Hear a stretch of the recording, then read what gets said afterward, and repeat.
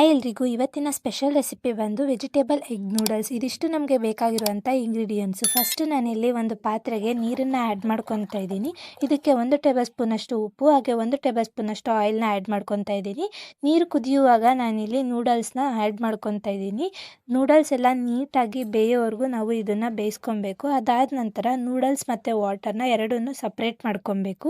ಇಲ್ಲಿ ನಾನು ನೂಡಲ್ಸ್ಗೆ ತಣ್ಣೀರನ್ನ ಹಾಕ್ಕೊತಾ ಇದ್ದೀನಿ. ಇದರಿಂದ ನೂಡಲ್ಸು ಮುದ್ದೆ ಮುದ್ದೆ ಆಗೋದಿಲ್ಲ, ಹುಡಿಯಾಗಿ ಚೆನ್ನಾಗಿರುತ್ತೆ. ಸೊ ನೂಡಲ್ಸಲ್ಲಿರೋ ಎಲ್ಲ ನೀರನ್ನು ನೀಟಾಗಿ ನಾವು ಸಪ್ರೇಟ್ ಮಾಡ್ಕೊಬೇಕು, ಆವಾಗ ನೂಡಲ್ಸು ಚೆನ್ನಾಗಿರುತ್ತೆ.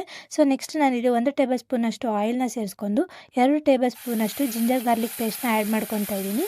ಇದು ಹಸಿ ವಾಸನೆ ಹೋಗೋವರೆಗೂ ಫ್ರೈ ಮಾಡ್ಕೊಂಡ ನಂತರ ನಾವು ಸ್ಲೈಸ್ ಮಾಡಿ ಇಟ್ಕೊಂಡಿರುವಂಥ ವೆಜಿಟೇಬಲ್ಸ್ನ ನಾನು ಇಲ್ಲಿ ಆ್ಯಡ್ ಮಾಡ್ಕೊತಾ ಇದ್ದೀನಿ. ಇದ್ರ ಜೊತೆಗೆ ರುಚಿಗೆ ತಕ್ಕಷ್ಟು ಉಪ್ಪನ್ನು ಸೇರಿಸ್ಕೊಂಡು ನೀಟಾಗಿ ಮಿಕ್ಸ್ ಮಾಡಿಕೊಂಡು 1 ಟೇಬಲ್ ಸ್ಪೂನಷ್ಟು ಮ್ಯಾಗಿ ಮಸಾಲ ಹಾಗೆ 1 ಟೇಬಲ್ ಸ್ಪೂನಷ್ಟು ಅಚ್ಚು ಖಾರದ ಪುಡಿನ ಹಾಕ್ಕೊಂಡು ಮತ್ತೆ ಇದನ್ನು ಬೇಯಿಸ್ಕೊಳ್ಳೋದಕ್ಕೆ ಮುಚ್ಚಿಕ್ತಾ ಇದ್ದೀನಿ.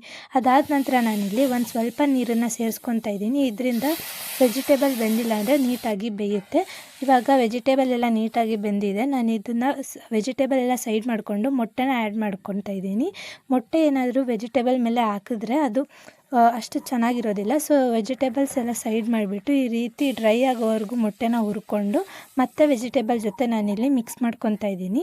ಇದನ್ನು ನೀಟಾಗಿ ಮಿಕ್ಸ್ ಮಾಡ್ಕೊಂಡ ನಂತರ ನಾನು ಬೇಯಿಸಿಕೊಂಡಿರುವಂಥ ನೂಡಲ್ಸ್ನ ನಾನಿಲ್ಲಿ ಹಾಕ್ಕೊಂಡು ಮಸಾಲ ಎಲ್ಲ ನೀಟಾಗಿ ನೂಡಲ್ಸ್ಗೆ ಹಿಡಿಯೋವರೆಗೂ ಇದನ್ನು ನೀಟಾಗಿ ಮಿಕ್ಸ್ ಮಾಡಿಕೊಂಡು 1 ಟೀ ಸ್ಪೂನಷ್ಟು ಸೋಯಾ ಸಾಸ್, 1 ಟೇಬಲ್ ಸ್ಪೂನಷ್ಟು ಚಿಲ್ಲಿ ಸಾಸ್ ಮತ್ತು 1 ಟೇಬಲ್ ಸ್ಪೂನಷ್ಟು ಟೊಮೆಟೊ ಸಾಸ್ನ ಹಾಕ್ಕೊಂಡು ಮತ್ತೆ ನಾನಿಲ್ಲಿ ಇದನ್ನು ನೀಟಾಗಿ ಮಿಕ್ಸ್ ಮಾಡ್ಕೊತಾ ಇದ್ದೀನಿ. ಇಷ್ಟೇ ನೋಡಿ, ನಮ್ಮ ನೂಡಲ್ಸ್ ರೆಡಿ ಆಗಿದೆ. ನೀವು ಕೂಡ ಮನೇಲಿ ಟ್ರೈ ಮಾಡಿ ಟೇಸ್ಟ್ ಮಾಡಿ ಹೇಗಿದೆ ಅಂತ ಕಮೆಂಟ್ ಸೆಕ್ಷನಲ್ಲಿ ಕಮೆಂಟ್ ಮಾಡಿ. ಹಾಗೆ ನೀವಿನ್ನೂ ನಮ್ಮ ಚಾನಲ್ನ ಸಬ್ಸ್ಕ್ರೈಬ್ ಮಾಡ್ಕೊಂಡಿಲ್ಲ ಅಂದರೆ ಆದಷ್ಟು ಬೇಗ ಸಬ್ಸ್ಕ್ರೈಬ್ ಮಾಡ್ಕೊಳ್ಳಿ.